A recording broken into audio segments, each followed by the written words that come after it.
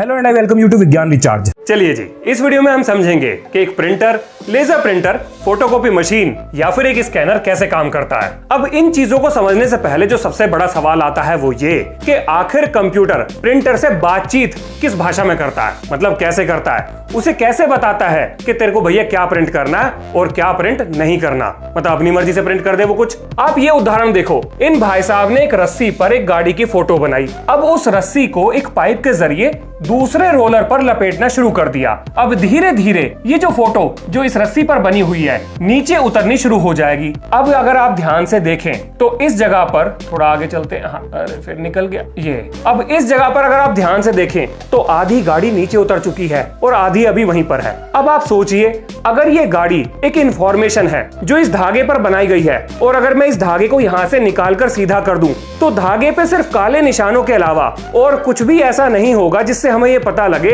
कि ये गाड़ी कभी किसी चीज में बनाई भी गई थी या नहीं।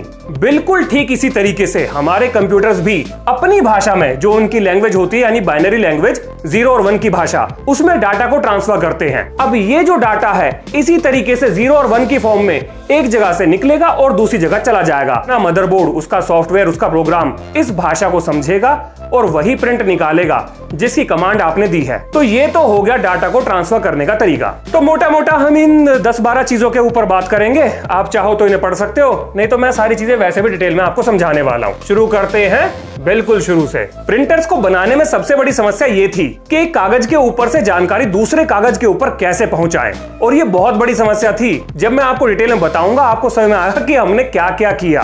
अब जरा देखिए प्रिंटर काम क्या करता है। प्रिंटर एक कागज से जानकारी दूसरे कागज तक पहुंचाता है, लेकिन समस्या ये थी कि आखिर ये जानकारी एक जगह से दूसरी जगह पर जाएगी कैसे, और इस समस्या को सुलझाया हमारी 12वीं क्लास की फिजिक्स ने। हाँ जी, आपने फिजिक्स में एक चैप्टर देखा होगा इलेक्ट्रोस्टैटिक्स, और जिस टाइम वो पढ़ा होगा शायद आपको ना समझ में आया हो कि आखिर इसका इस्तेमाल कहां होगा। भाई साहब, इसका इस्तेमाल आपके प्रिंटर में, आपके एयरप्लेन में, यहां तक कि जो आप माइनिंग करते हो यानी ब्लास्टिंग करते हो उसमें, और तेल के टैंकर्स में, ट्रक्स में, हर चीज में इस्तेमाल होता है। अगर हमें इलेक्ट्रोस्टैटिक्स की जानकारी ना होती तो शायद जितनी भी चीजों का मैंने नाम लिया है इनमें से एक भी चीज आज काम नहीं कर रही होती। और ऐसा क्यों, ये आपको बहुत जल्दी समझ में आने वाला है। अब आप सोच रहे होंगे इलेक्ट्रोस्टैटिक्स तो हमने पढ़ा है, लेकिन उसमें ऐसा खास क्या था। तो जी उसने आपको 2 बातें बताई। पहली तो ये कि चार्जेस एक दूसरे पर फोर्स लगाते हैं जिसे हम कहते हैं कूलम्ब फोर्स, और दूसरी ये कि एक इंसुलेटर को भी चार्ज दिया जा सकता है जिसपे चार्ज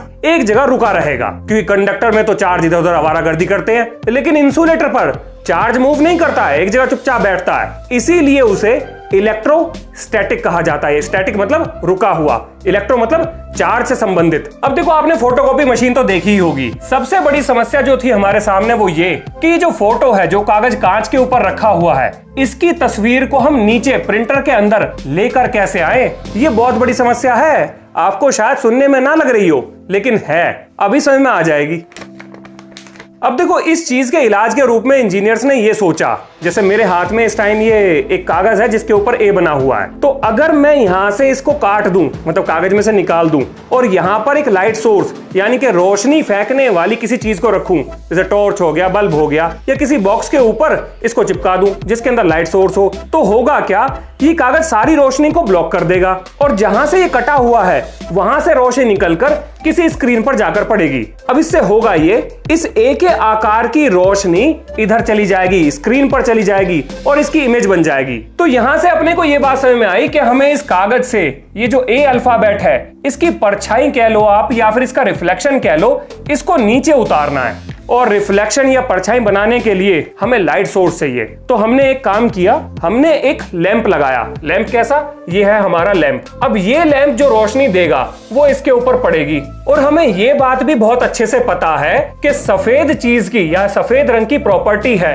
कि वो सारी की सारी लाइट को रिफ्लेक्ट कर देता है। तो लैंप से पड़ने वाली रोशनी जब कागज के सफेद हिस्से पर टकराएगी तो वहां से तो वो रिफ्लेक्ट हो जाएगी, लेकिन जो काला हिस्सा है, जो पहले से हमारा प्रिंट मौजूद है कागज के ऊपर, वो लाइट को सोख लेगा। वहां से कोई भी रिफ्लेक्शन नहीं मिलेगा। अब इससे होगा ये कि जब ये रोशनी टकराकर इस ड्रम पर गिरेगी, ये हमारा ओपीसी ड्रम है, इसके बारे में बताऊंगा। तो जब ये रोशनी टकराकर इस ओपीसी ड्रम पर गिरेगी तो जो कुछ भी कागज में प्रिंट होगा उसकी एक परछाई इस ड्रम के ऊपर बन जाएगी। बाकी सब जगह रोशनी गिरेगी, सिर्फ इस जगह से नहीं गिरेगी क्योंकि काला रंग रोशनी को सोख लेगा। अब देखो जी, अगली समस्या आ गई। समस्या ये कि किसी तरीके से हम घुमा फिरा के जुगाड़ लगा के परछाई को तो नीचे ले आए, लेकिन ये ड्रम घूमेगा। अब अगर ये ड्रम घूमेगा तो परछाई इसके साथ चिपकेगी थोड़ी, हमें तो परछाई चिपकानी है। किसी तरीके से अगर हमारी इस पे परछाई चिपक जाए तब ये ड्रम अगर घूमे तो ये कागज के ऊपर जाएगा, फिर आगे की चीजें होंगी। तो हमारे सामने ये समस्या आई कि इस ड्रम के ऊपर हम परछाई को कैसे चिपकाएं, क्योंकि यहां तो परछाई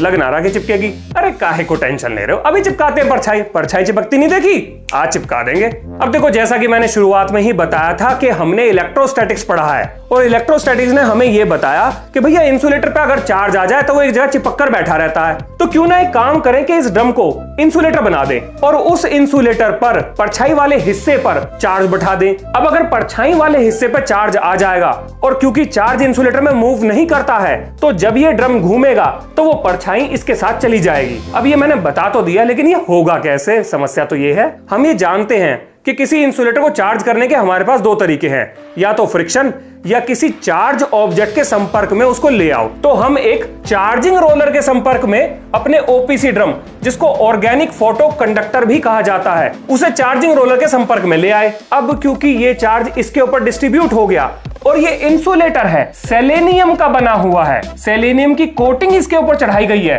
अंदर एल्यूमिनियम है, तो ये चार्ज को अपने ऊपर लेकर इस तरह से घूमने लग जाएगा। अब आगे देखिए, और अगर आपने प्रिंटर वगैरह कभी खोले हो तो ये कुछ ऐसा दिखाई देता है। मैं आपको कहां दिखाऊं, ये यहाँ पे इससे बिल्कुल लगा हुआ है चार्जिंग रोलर। ये वाला जो हिस्सा है, चल ही नहीं रहा, नहीं चल रहा, कोई बात नहीं। ये वाला जो हिस्सा है ये है आपका चार्जिंग रोलर। लो जी, अब हमारे पास फोटो को ले जाने के लिए चार्ज भी मौजूद है, ड्रम के ऊपर चार्ज आ गया। लेकिन एक और समस्या आ गई। देखो, अब जरा आप ये सोचिए कि भैया लाइट जो है लैंप से, मतलब यहां से रिफ्लेक्शन लेकर आ गई और ये आपका ड्रम था जो कि चार्ज था, इसके ऊपर पड़ी। अब आप सोच रहे होंगे यहां फोटो बन जाएगी। हाँ, बननी तो चाहिए, प्लानिंग तो कुछ ऐसी थी हमारी, लेकिन ऐसा हुआ नहीं, सारी प्लानिंग फेल हो गई। अब क्यों नहीं हुआ वो सुनो। आखिर लाइट के पड़ने से यहाँ पर इन चार्ज की सेहत पे क्या फर्क पड़ेगा? कोई फर्क नहीं पड़ेगा। अब देखिए, हुआ ये, यहां से रोशनी यहां पर गई, काले वाले हिस्से से रिफ्लेक्ट नहीं हुई। जो रोशनी रिफ्लेक्ट हो गई वो यहां पर आकर पड़ गई। जहां काला वाला हिस्सा था यानी कि इसकी परछाई वाला, वहां पर भी चार्जेस मौजूद हैं और जहां रोशनी गिर रही है वहां भी चार्जेस मौजूद हैं। जब दोनों जगह चार्जेस मौजूद हैं तो चार्ज की परछाई इस ड्रम पर कैसे बनेगी? हाँ जी, नहीं बनी, बिल्कुल भी नहीं बनी। अब यहां पर इंजीनियर्स ने यह सोचा कि अगर किसी तरीके से जिस जगह पर रोशनी गिर रही है वहां पर इस ड्रम के ऊपर से चार्जेस खत्म हो जाएं, फिनिश हो जाएं, न्यूट्रल हो जाएं, तो सिर्फ वही जगह बचेगी जहां रोशनी नहीं गिरी और हमारी सेम फोटो जो हमने कागज से उतारी है वो इस ड्रम के ऊपर बन जाएगी, चार्जेस के रूप में बन जाएगी। लेकिन ये होगा कैसे? अब इसी समस्या को सुलझाया सेलेनियम कोटेड एल्यूमिनियम ड्रम ने। कैसे? देखिए, सेलेनियम एक फोटो कंडक्टर है, यानी ये रोशनी में एक कंडक्टर की तरह बिहेव करता है और अंधेरा होने पर ये इंसुलेटर की तरह बिहेव करता है। अब यही खास प्रॉपर्टी की वजह से हमने एल्यूमिनियम के ड्रम के ऊपर सेलेनियम की कोटिंग की थी। अब आप सोच रहे होंगे इससे क्या फर्क पड़ जाएगा? भाई साहब, पढ़ना तो चाहिए, अब नहीं पड़ेगा तो वो आगे पता कर लेंगे। देखो हुआ क्या, अब रोशनी गिरी तो जो सेलेनियम वाला हिस्सा था वो कंडक्टर की तरह बिहेव करने लगा और हमने सोचा कि हमारी परछाई जो ऊपर से हमने फोटो उतारी है वो यहां पर आ जाएगी, और ऐसा नहीं हुआ। अब आप सोच रहे होंगे ऐसा क्यों नहीं हुआ? तो जी ऐसा इसलिए नहीं हुआ, चार्जेस एक फंडामेंटल क्वांटिटी है, चार्ज को खत्म नहीं कर सकते, चार्ज को न्यूट्रल किया जा सकता है अपोजिट चार्ज देकर। अब समस्या ये थी कि इस सेलेनियम ड्रम को अपोजिट चार्ज कहां से दें? बड़ी समस्या। अब आप सोच रहे होंगे जैसे हमने चार्ज किया था एक रोलर लगाकर, ऐसे ही एक और रोलर लगाओ जो इसको डिस्चार्ज कर दे। लेकिन अगर हम ऐसा करेंगे तो जो हमने परछाई बनाई है भाई साहब ये भी निपट जाएगी, खत्म, क्योंकि इसको भी वो न्यूट्रल कर देगा। अब हमें एक ऐसा जुगाड़ चाहिए कि इस परछाई को वो न्यूट्रल ना करे, सिर्फ इसी हिस्से को न्यूट्रल कर दे जहां पर रोशनी गिर रही है। और इस समस्या को सुलझाया एल्यूमिनियम ने, क्योंकि ये अंदर एल्यूमिनियम है। तो हमने एक काम करा, जो चार्ज सेलेनियम के ऊपर था उसका अपोजिट चार्ज एल्यूमिनियम के ड्रम को दे दिया। अब हुआ ये, जैसे ही रोशनी पड़ी तो ये सेलेनियम एक कंडक्टर की तरह बिहेव करने लगा, कंडक्टर की तरह काम करने लगा। और जैसे ही ये कंडक्टर बना, एल्यूमिनियम से चार्ज सीधा सेलेनियम के ऊपर, और अपोजिट चार्ज जब आपस में टकराए वो खत्म हो गए, मतलब न्यूट्रल हो गए, और वो चार्ज न्यूट्रल हो गए। और जहां पर रोशनी नहीं गिरी थी वहां पर वो कंडक्टर की तरह बिहेव नहीं कर रहा था, वहां इंसुलेटर की तरह बिहेव कर रहा था, तो नीचे चार्जेस नहीं आ पाए और ये बनकर तैयार हो गई हमारी परछाई। अब परछाई बन गई, अब तो प्रिंट निकलेगा, यूं निकलेगा देखो। लेकिन इससे पहले कि मैं आगे बढ़ूं, मैं सोच रहा हूं कि आपको एक बार दोबारा छोटा सा रिवीजन दे दूं कि आखिर हो क्या रहा है। सारी चीजें आपको वहां पर समझ में आ जाएंगी। ये दोनों प्ले कर देता हूं। देखो हुआ ये, लैंप से रोशनी गई कागज पर, सफेद वाले हिस्से ने रोशनी को रिफ्लेक्ट कर दिया, क्योंकि सफेद सारी रोशनी को रिफ्लेक्ट करता है, काले वाले हिस्से से कोई रोशनी नहीं आई। अब ये रोशनी पड़ी सेलेनियम के, कहां गया, अब ये रोशनी पड़ी सेलेनियम के ड्रम पर। जब ये सेलेनियम के ड्रम पर पड़ी तो जिस हिस्से पर रोशनी गिरी थी वो कंडक्टर बन गया। कंडक्टर बनते ही इसके नीचे जो एल्यूमिनियम ड्रम था उसके पास इसकी सरफेस पे जो चार्ज था उसका अपोजिट चार्ज था।